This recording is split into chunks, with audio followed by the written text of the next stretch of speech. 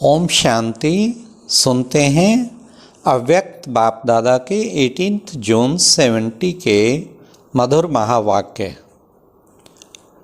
आज प्यारे बाबा ने मुरली में स्थिति की वृद्धि की विधि क्या है। दूसरा, बाबा ने एक और राज स्पष्ट किया, बड़े आदमी सफलता पाने के लिए क्या करते हैं। और बाबा ने यह भी गुह्य रहस्य बच्चों को बताया, समय के पहले संपूर्ण कब बनेंगे। और स्थिति के बारे में बाबा ने बताते हुए बताया, कम से कम कितना घंटा व्यक्त स्थिति का लक्ष्य रखना चाहिए। तो आइए सुनते हैं बाबा के इन राजों से भरी हुई मुरली 18 जून 70 वृद्धि के लिए टाइम टेबल की विधि। बाप दादा एक सेकंड में अव्यक्त से व्यक्त में आ गया, वैसे ही बच्चे भी एक सेकंड में व्यक्त से अव्यक्त हो सकते हैं। जैसे जब चाहें तब मुख से बोलें और जब चाहें तब मुख को बंद कर दें, ऐसे होता है ना। वैसे ही बुद्धि को भी जब चाहें तब चलाएं और जब ना चाहें तब ना चले। ये ड्रिल जानते हो। अगर इस बात का अभ्यास मजबूत होगा तो अपनी स्थिति भी मजबूत बना सकेंगे। यह है अपनी स्थिति की वृद्धि की विधि। अगर विधि नहीं जानते हो तो वृद्धि भी नहीं होगी। तो बाबा ने कहा, बुद्धि को जब चाहें जहाँ जैसे चलाएं और जब ना चाहें ना चले। कितना अच्छा अभ्यास बाबा ने हम बच्चों को बताया, इसी से बच्चे वृद्धि होगी। तो बाबा ने कहा, निरंतर याद में रहने की संपूर्ण स्टेज के आगे 2 घंटा क्या है। बच्चों से बाबा ने पूछा, कितना घंटा व्यक्त स्थिति रहती है। तो बच्चों ने कहा 2 घंटा तो रहती है। तब बाबा ने कहा, निरंतर याद में रहने की संपूर्ण स्टेज के आगे 1-2 घंटा क्या है। इनसे ज़्यादा अपनी अव्यक्त स्थिति बनाने की विधि बुद्धि में है, बुद्धि में है, बाबा ने कहा। अच्छा, आज वृद्धि कैसे हो उस पर सुनाते हैं। तो क्या बाबा ने सुनाया, सारे विश्व में बड़े से बड़े कौन हैं। किसी ने कहा हम ब्राह्मण। बड़े से बड़े आदमी क्या करते हैं। आजकल के जो बड़े आदमी हैं वे क्या साधन अपनाते हैं जिससे बड़े बड़े कार्य में सफलता पाते हैं। अब ध्यान से सुनना। वे पहले अपने समय को सेट करते हैं, अपना टाइम टेबल बनाते हैं। जितना बहुत बिजी होगा उतना उसका 1-1 घंटे का टाइम टेबल बनाते हैं। अगर टाइम टेबल नहीं होगा तो टाइम को सफल नहीं कर सकेंगे। आप देखेंगे प्राइम मिनिस्टर, चीफ मिनिस्टर पहले से ही 1-1 घंटे का उनका ऐसा टाइम टेबल फिक्स हो जाता है, हर आधे घंटे का। तो वो बाबा कह रहे हैं टाइम को, टाइम टेबल नहीं होगा तो टाइम को सफल नहीं कर सकें। टाइम को सफल नहीं करेंगे तो कार्य भी सफल नहीं होगा। जैसे वे लोग सवेरे दिन आरंभ होते ही टाइम टेबल बनाते हैं, इस रीति आप हर एक अमृत वेले से ही टाइम टेबल बनाओ कि आज के दिन क्या क्या करना है। जैसे शारीरिक कार्य का टाइम टेबल बना है, वैसे आत्मा की उन्नति का भी टाइम टेबल बनाओ।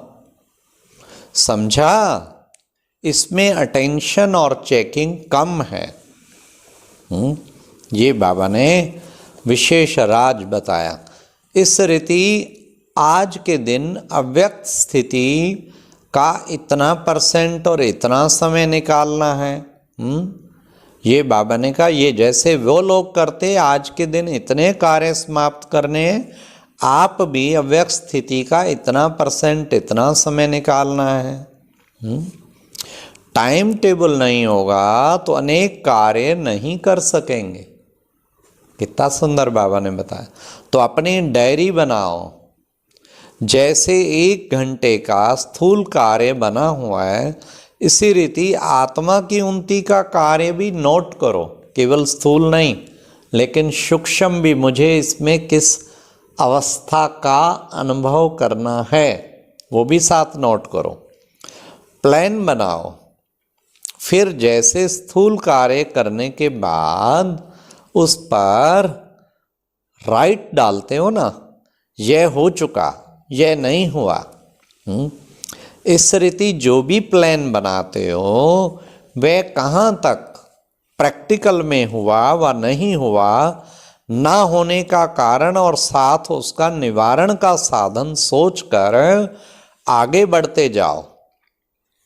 आज के दिन ये करके ही छोड़ूंगा। अब सोचो, सुनो क्या संकल्प करने हैं। ऐसे ऐसे पहले से प्रतिज्ञा करो। कोई भी कार्य के पहले प्रतिज्ञा होती है, फिर प्लान होता है, फिर होता है प्रैक्टिकल।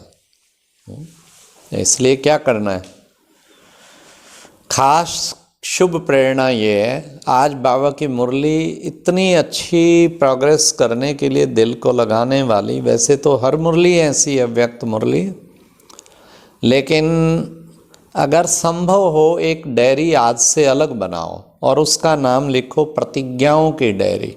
रोज कोई प्रतिज्ञा जरूर करो, भीषम प्रतिज्ञा, और प्राण छूट जाएं लेकिन मैंने उस प्रतिज्ञा को पूरा करना है। कोई ना कोई प्रतिज्ञा करो और उसको कुछ हो जाए जरूर निभाओ। कोई भी कार्य के लिए पहले प्रतिज्ञा होती है, फिर प्लान होता है, फिर होता है प्रैक्टिकल, और प्रैक्टिकल के बाद फिर होती है चेकिंग कि ये हुआ या ये नहीं हुआ। चेकिंग के बाद जो बीती सो बीती, आगे उन्नति का साधन रखते हैं। तो आत्मा की उन्नति के लिए भी साप्ताहिक प्लान बना सकते हो ना। जैसे यहाँ मधुबन में जब आते हो तो कुछ छोड़ करके जाते हो, कुछ भर करके जाते हो। अब ध्यान से सुनना, कैसे प्रोग्रेस होगी और टाइम से पहले कैसे संपूर्ण होंगे, बाबा ने तरीका बताया। इसी रीति से हर दिन कुछ छोड़ो और कुछ भरो। क्या गुण भरना है, कौन सी मेरे अंदर अभी भी कमी है उसको छोड़ना है। कुछ छोड़ो और कुछ भरो। जब इतना टेंशन रखेंगे तब समय के पहले संपूर्ण बन सकेंगे।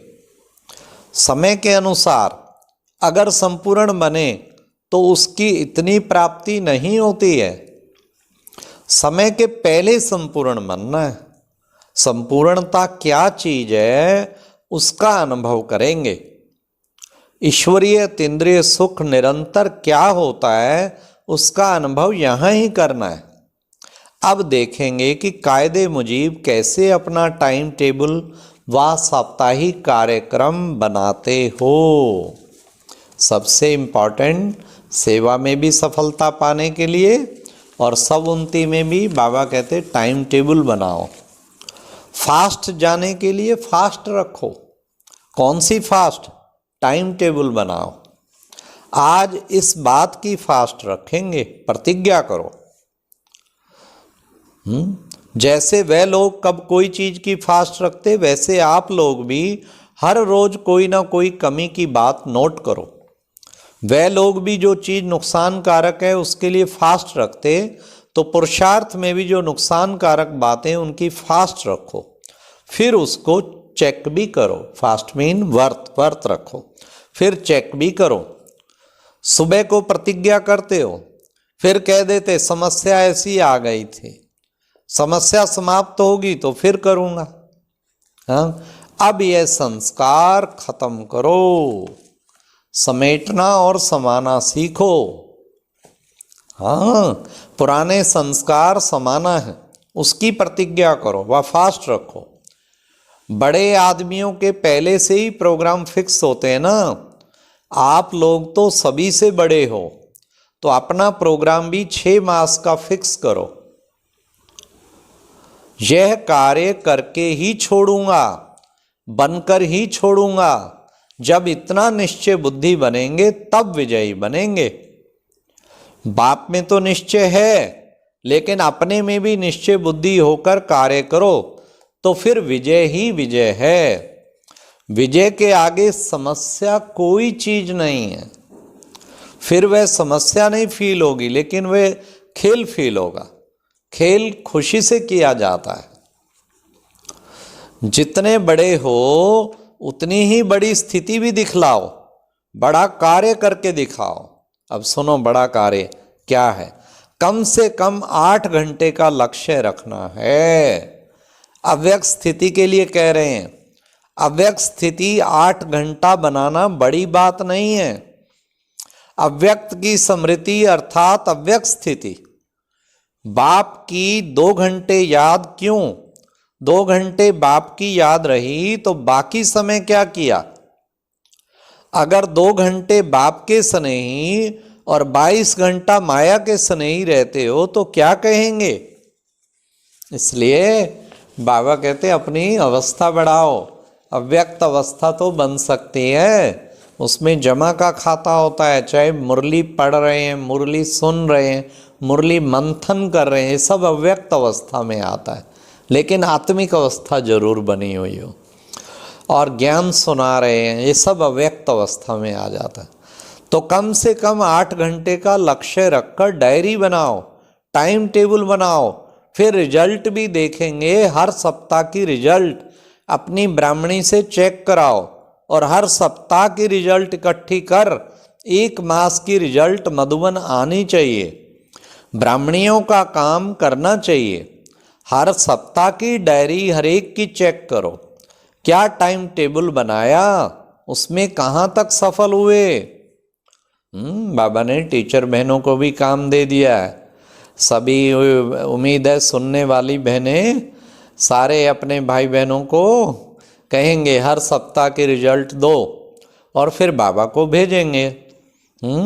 इसी प्रकार हर रोज का कोई ना कोई स्लोगन सामने रखो और उस स्लोगन को प्रैक्टिकल में लाओ। मैं समझता हूँ ये मुरली जो अव्यक्त मुरली 70 में चली, उसके बाद ये स्लोगन सिस्टम शुरू हुआ। तो स्लोगन तो रोज मिलता ही है। हर रोज का कोई ना कोई स्लोगन सामने रखो और उस स्लोगन को प्रैक्टिकल में लाओ। फिर देखो अव्यक्त स्थिति कितनी जल्दी हो जाती है। अच्छा, ओम शांति। आज की मुरली कितनी दिल को लगने वाली। उम्मीद है सब डायरी बनाएंगे। रोजाना सुबह उठते अपना आत्मा का भी प्रोग्राम और स्थूल प्रोग्राम भी सारा दिन का बनाना है। 1 घंटा भी फ्री ना हो। बुद्धि का आत्मा का जरूर बनाना है। स्थूल तो बना होता है कईयों का। और साथ साथ रोज प्रतिज्ञा भी करनी है और 8 घंटे का व्यक्त स्थिति बनाने का लक्ष्य रखना है। चाहे वो लौकिक कार्य करते हुए भी अव्यक्त स्थिति कितनी रही, जब भी आत्मिक स्थिति में है उसको आप अव्यक्त स्थिति में काउंट कर सकते हैं। मैं आत्मा देख रही हूँ, बोल रही हूँ, सुन रही हूँ। आत्मिक चिंतन और ज्ञान का चिंतन चलता रहे। अच्छा, ओम शांति।